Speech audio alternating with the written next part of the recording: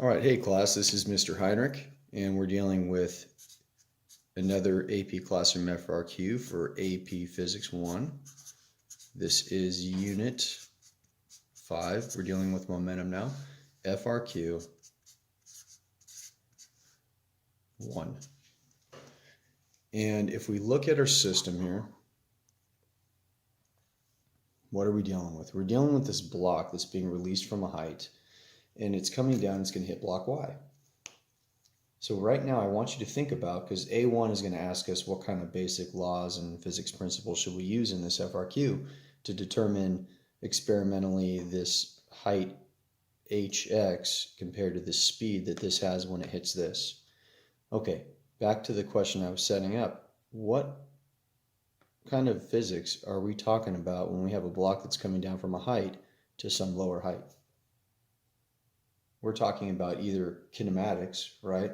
Or we're talking about energy. Now this is not some nice straight ramp, so kinematics really aren't a big help here, or forces for that matter. So when you have these curved type surfaces, we should definitely be thinking the conservation of energy, right? Now this block is going to hit and stick to this, and there it is right there. What kind of physics are we thinking now? Well, we have a two-block system. They hit and stick together, have some common speed together. We're talking about the conservation of momentum. In particular, what kind of collision? A perfectly inelastic collision. So all of this wording sets all that up for us, and then we get to A1, which says, state the basic physics principles, laws, or equations that a student should use or could use to graphically determine the relationship between the release height of block X and the speed at which the two-block system travels after the blocks collide and stick together. So what physics principles or laws should we be concerned with for this FRQ? So A1. Well, if I'm going to analyze that system, I should be looking at the conservation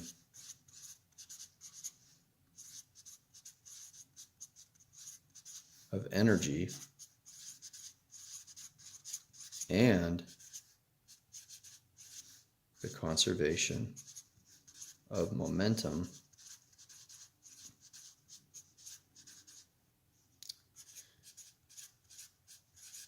should be used when analyzing this system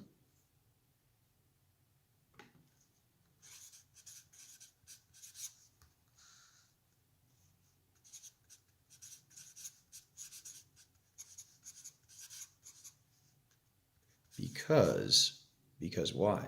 There are no external forces like friction, right?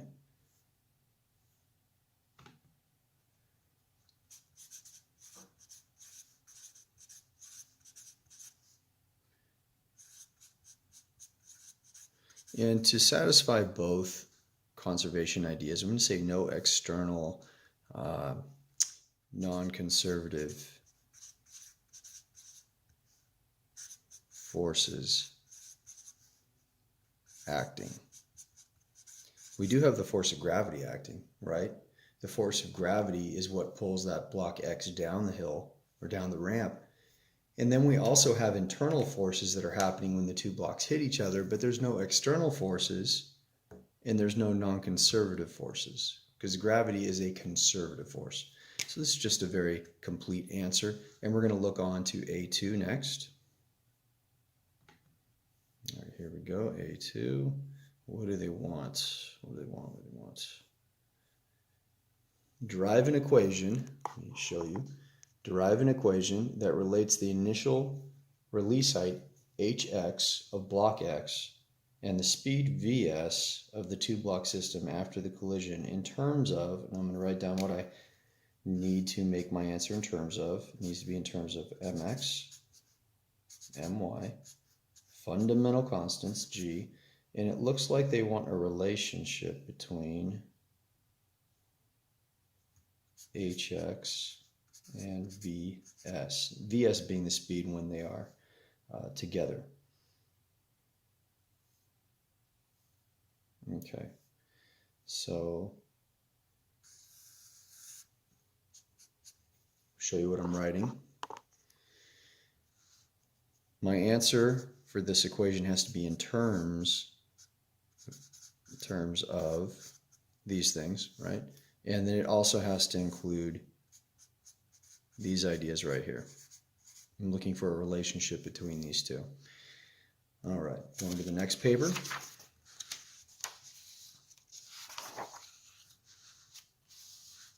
Let's think about this. Let's draw the picture. We have a ramp.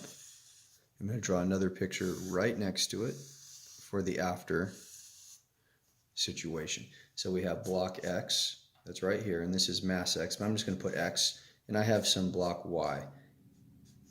The other thing they set up for us in the parameters that I didn't read to you is that block Y is definitely a smaller mass than block X. Then they hit and stick together, block X being here, block Y being here. All right, let's start setting up equations. And experience tells me that we should probably do, just like what we said, we should probably do conservation of energy and then conservation of momentum. So if you're stuck with, oh my gosh, how am I going to set up an equation for all these things together? Just start with small pieces and then see how you can relate those two ideas together. Okay, let's start with this idea. We're not even really worried about Y here yet because block X is going to go from here to here right before it hits block Y. All right, so we're concerned with this to this. This is my beginning position, my ending position. Let's look at the conservation of energy. We would have potential energy converting into kinetic, right? So I would have potential, and I'm going to go straight to the expression. That would be mx g hx, right? This height that we're releasing it from is called hx. And then it turns into kinetic, which would be 1/2, let's say mx. And I'm going to use just v in general for now, v squared. Okay, these m's do what? That. And the v squared, I'm going to take the 2 to the other side, is equal to 2ghx.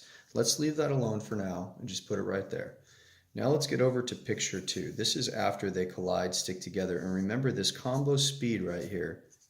This velocity is not that velocity. This velocity is this one's velocity prior to hitting and sticking to Y. Now we should understand that if our mass is going to now increase X plus Y, this velocity is going to have to reduce to some other value Vs because there must be a conservation of momentum, right? Okay. So we are looking at the conservation of momentum for this portion. Now, prior to hitting, so we kind of do have to look at this picture too, right? Prior to hitting, this is our situation, and this one has a 0 meter per second velocity. After hitting, they're together and they're traveling to the right with this speed.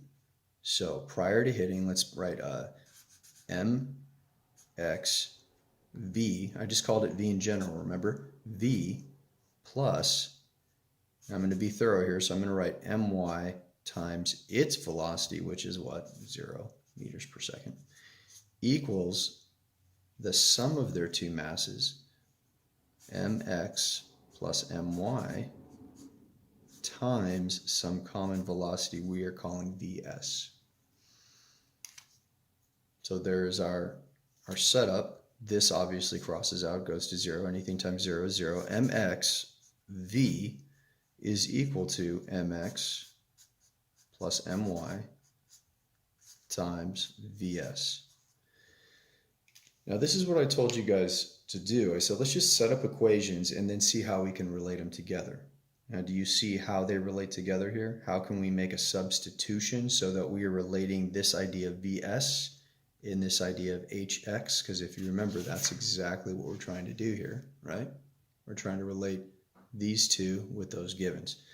Well, I would take this velocity and I would substitute it in for this velocity here, because this is the prior this is the prior velocity to x and y hitting each other, and this is that same velocity. So let's solve this for v. V would equal the square root of 2ghx. Let's put that expression in for that v, and we end up getting let's see here. I'm going to divide mx over, no, let's leave it. Let's just see what happens. 2g hx, mx is in front of that, right? mx times v, which is that, equals mx plus my times this idea of their combo velocity. Solving for vs, we would divide both sides by mx plus my.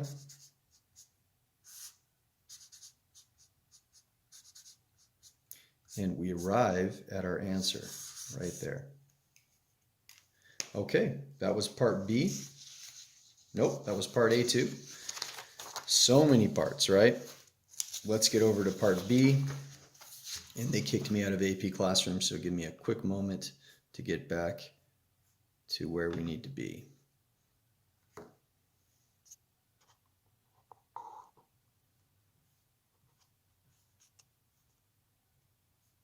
Progress checks.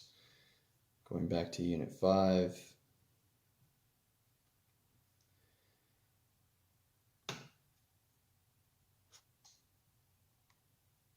Here we go. Part B. Okay, this is the experimental design portion of this FRQ. It says, design an experimental procedure the students could use to graphically determine the relationship between the release height of block X, I'm reading right here, and the speed at which the two block systems travel after the blocks collide and stick together. In the table below, list the quantities and associated symbols that we know the drill. We've been doing a lot of these lately, so we know what we're trying to do. Now, based on the pictures that we were just drawing, we should know that we definitely need that height hx, right? We need that height hx. So this is quantities to be measured, this is the symbol, and this is the equipment, right? So I need height, and I'll say x, and my symbol would be h of x, or h sub x, I should say, and the equipment would be a meter stick. Let's abbreviate here. Now we'd also need to measure the actual masses, right? If you look back at the parameters of this experiment, they did not say that we know mass X and mass Y, so we need a scale to actually measure those masses. Scale. Oop, I put that in the wrong spot, right? Scale. Mass goes in that spot. And the symbol would be, I'd say, to be specific here, capital MX and MY, right? That's an X right there. Okay, and then the next thing that we need is that VS. We need to actually find that velocity. If you look back at the wording, it doesn't say let's find a certain quantity by the slope, which is what we usually do with these kinds of FRQs. It just says that we want to find a relationship. In fact, I'm going to show you, not just tell you. It just wants a relationship between the release height of block X and the speed at which the two block system travels after the blocks collide and stick together, and that's VS. They want us to plot these two ideas versus each other, HX and VS. So we need to actually find VS through our measurement devices. And the easiest way to do this is to use a motion sensor. Right, so my motion sensor would give me VS, and the quantity to be measured is velocity. Now the rest of part B asks us to describe the overall procedure we're going to use. So let's start with number 1. We're going to measure the mass of both blocks.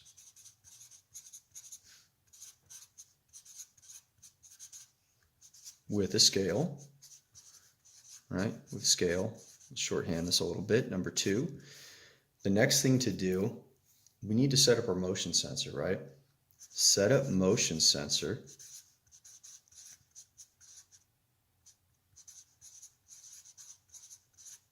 As shown. There's nothing wrong with drawing a picture in your procedural parts.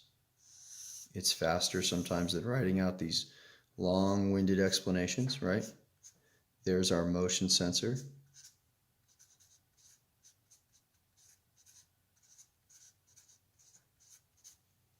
Just like that. And then we're going to say here, number 3, place block Y in position shown. I'm going to use the same picture to help me out. I'll put it right there. That's block Y, right? So we want to make sure it's a little bit past where the incline ends, right? We don't want it to be too far this way or too far this way. We want it to be right where that incline ends. And then, let's see, number 4, what will we do next? This is where we need to start actually conducting the experiment and releasing block X, right? I'm going to say place block X at very top of ramp, measure its height,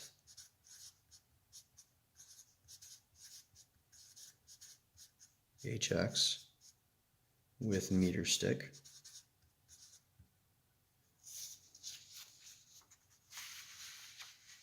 Number 5, start motion sensor and release block.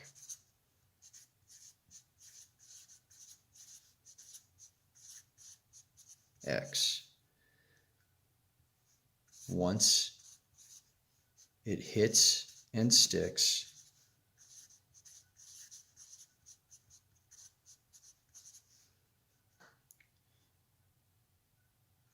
after some time,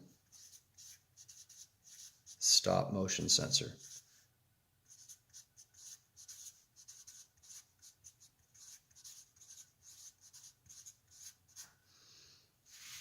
Okay, up here I'm going to say record height, right? Or you could just say and record. You don't say record height. And probably up here at the masses too, say record. You're not going to get knocked down for that, but that's a good thing to write. Okay, back to this. We're going to stop the motion sensor, record velocity, VS, from sensor output.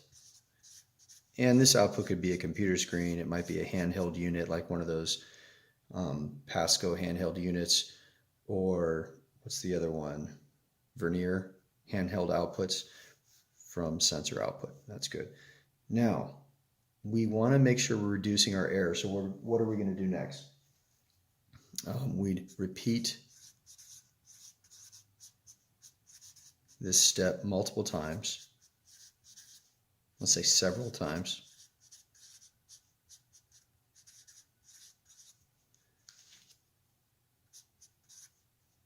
And average all VS measures, right? Okay, almost done. Step 6, here we go. Step 6. What's left to be done? All we have to do now is think about releasing this block X from slightly lower and lower heights, right? So I'm going to say here, repeat steps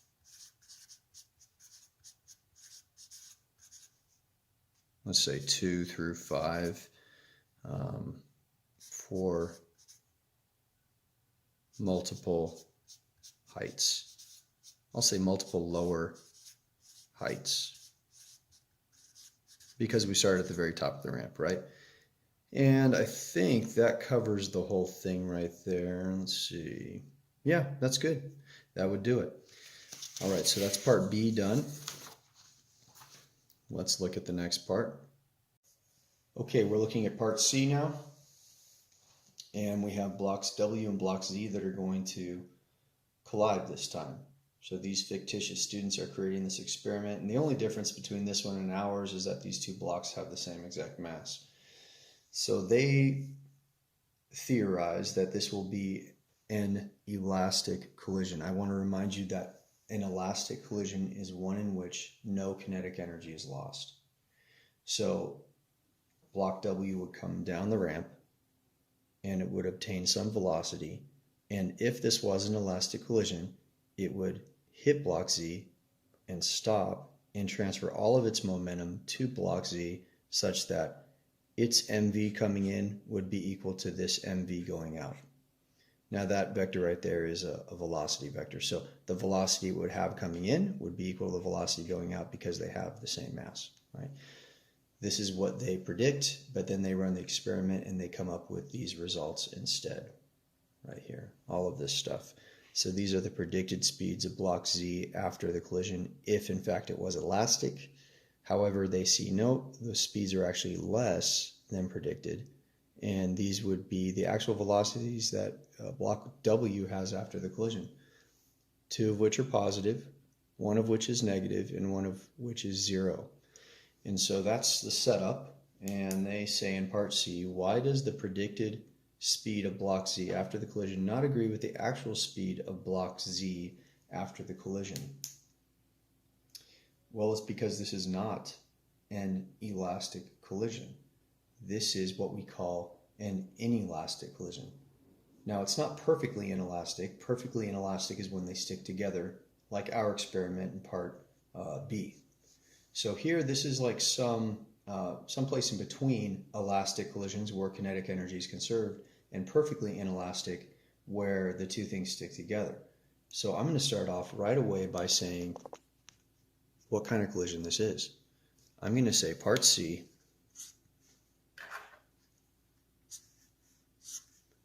this collision is inelastic. Now that does not mean that momentum is not conserved. It just means that there's not a conservation of kinetic energy. So I think it's going to be easier to handle this from a standpoint of energy. I want you to look at the solution offered by the scoring guide that I'm going to attach later on. And that one will handle it from a momentum perspective, but I think energy is easier here, so that's the way I'm going to go forward. I'll say the predicted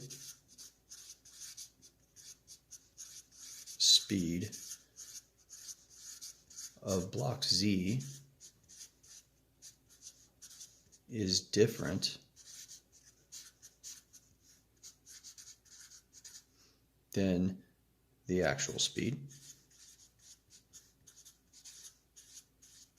because, again, this is an energy approach. Mechanical energy is lost during the collision to other forms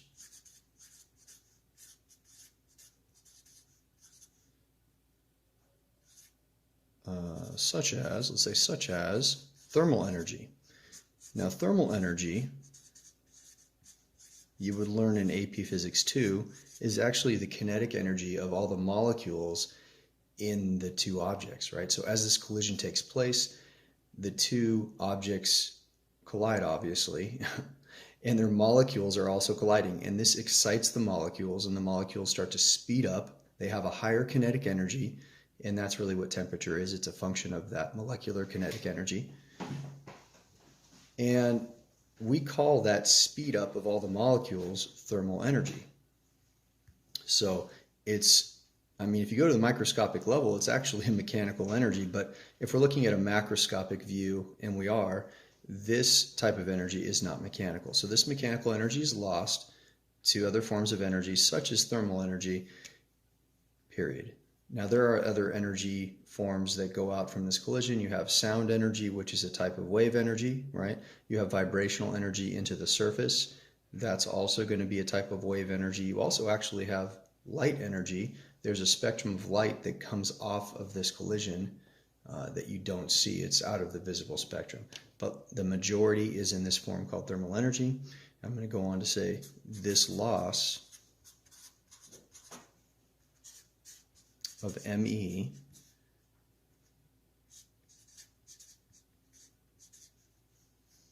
which is KE. I'm just identifying here that the mechanical energy in particular we're talking about is KE. Reduces the rebound velocity of block Z. You know, it doesn't even rebound, right? I'm just going to say the velocity of block Z from its theoretical elastic collision velocity.